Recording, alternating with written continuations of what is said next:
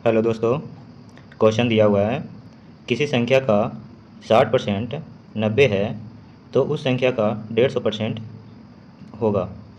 तो 90 जो है उस संख्या का 60% दिया हुआ है, तो 90 का तुलना 60 से करेंगे और हमें उस संख्या का 150% निकालना है, तो 150 से गुना करेंगे। यहाँ काटेंगे तो एक शून्य से एक शून्य काट देंगे, 3 से काटेंगे 3 तिया 9, 3 से 2 काटेंगे 3 दूना 6, 2 से 150 काटेंगे 75 बार में कट जाएगा। तो हमें निकल के आ जाएगा 3 गुना 75। 3 गुना 75 करेंगे तो 225 है। ये 225 हो जाएगा आंसर, जो कि ऑप्शन नंबर 1 में दिया हुआ है। आगे क्वेश्चन है, किसी संख्या का 20% 50 है तो उस संख्या का 125% होगा। तो 20% 50 है तो 50 का तुलना हम 20 से करेंगे, तो 50/20 हो जाएगा, गुना हमें उस संख्या का 125% निकालना है, तो 125 से गुना करेंगे। तो यहाँ हम काट के लिखेंगे, तो एक शून्य से एक शून्य काटेंगे और 5 गुना 125 करेंगे, तो 5 25, 2 5 दूना 10, 2 12, बाकी हाथ में 1, 5 1 6, 625/2 हो जाएगा। अब हम 2 से भागा देंगे 625 में, तो ये 3 बार में 1 और 2 दूना 4, 1 बचेगा तो 5, 312.5, जो कि ऑप्शन नंबर बी में दिया हुआ है। आगे का क्वेश्चन है, किसी संख्या का 25% 40 है तो उस संख्या का 80% होगा। तो 25% जो है 40 है, तो 40/25 करेंगे। हमें उस संख्या का 80% निकालना है, तो 80 से गुना करेंगे। अब हम काटेंगे, तो 8 पचे 40 और 5 पचरे 25 है। 5 से 80 को काटेंगे तो 16 बार में कटेगा।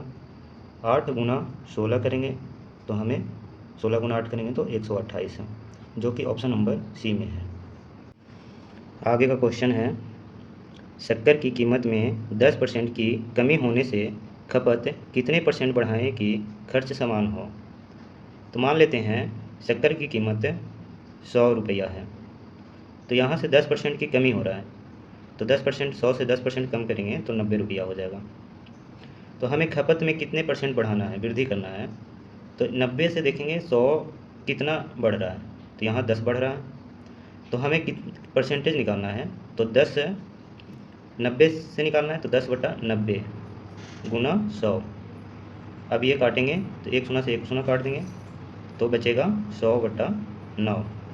अब इसको हम पूर्णांक में लाएंगे तो 11.1/9% होगा, यानी 11.1/9% खपत को बढ़ाएंगे तो हमारा जो खर्च है समान रहेगा, तो ऑप्शन नंबर बी।